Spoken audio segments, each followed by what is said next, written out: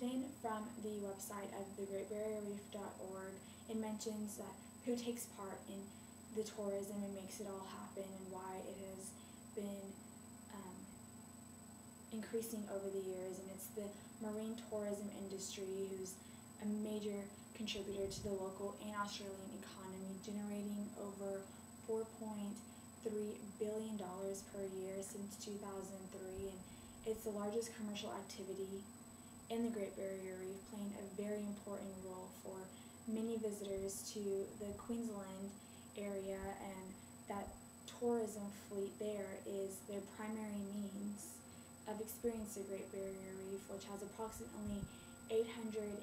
operators and 1,500 vessels operating in the marine park. And since 2005, the tour vessels used by the operations range from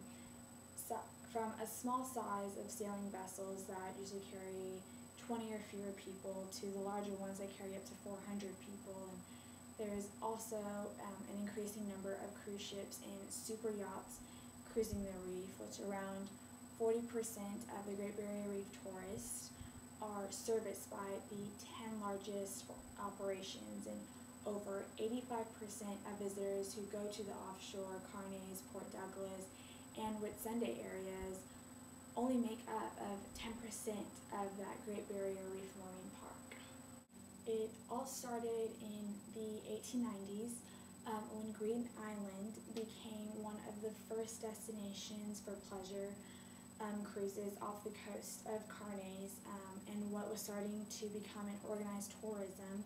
on the Great Barrier Reef. And then in the 1930s, tourists began to develop at the Green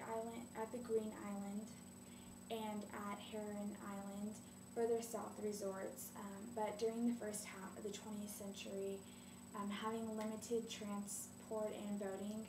technology meant that most tourist activity was inshore and close to regional centers. And then finally, the 1970s tourism was starting to show steady growth in the visitor numbers, most notably at Green Island, of course. And then around the 1980s and early 90s, the Whitsunday Reef tourism began to grow rapidly, assisted by the improved air access and road transport links. And since the early 1980s, visitor numbers of the marine park increased by about 30% each year, and there was also a steady growth in the number of operations over this time, and the capacity, range, and diversity of products offered expandedly markedly in this area, and day trips to the reef were very common and extended to over 50 nautical miles. And since there was a growth in operations and to attract tourists, just in case though you didn't want to dive or snorkel, but still wanted to see that impressive marine life of your Great Barrier Reef vacation,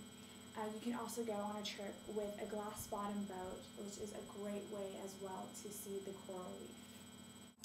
And traveling here, I feel like your lives will be positively influenced by this experience, because it will help you step outside of your comfort zone at home and just enjoy the experience, to see what else is out there. And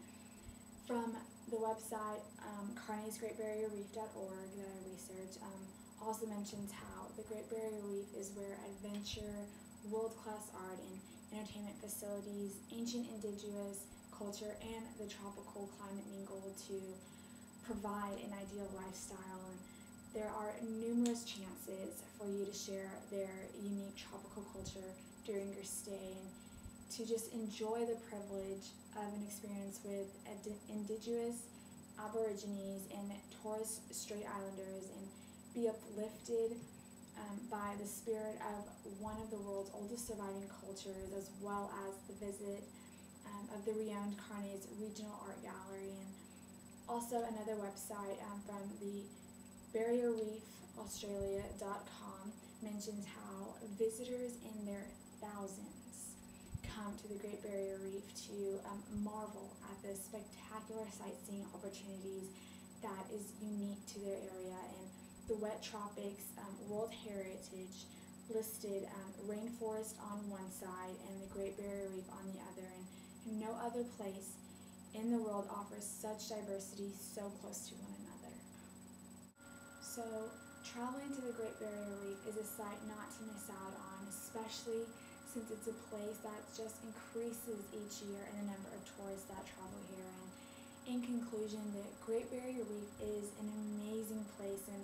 one that you'll never forget in a lifetime, whether you're with the many diving professionals that always dream of exploring the marine depths, or if you just want to snorkel near the mainland, there is an amazing amount for you to see and explore.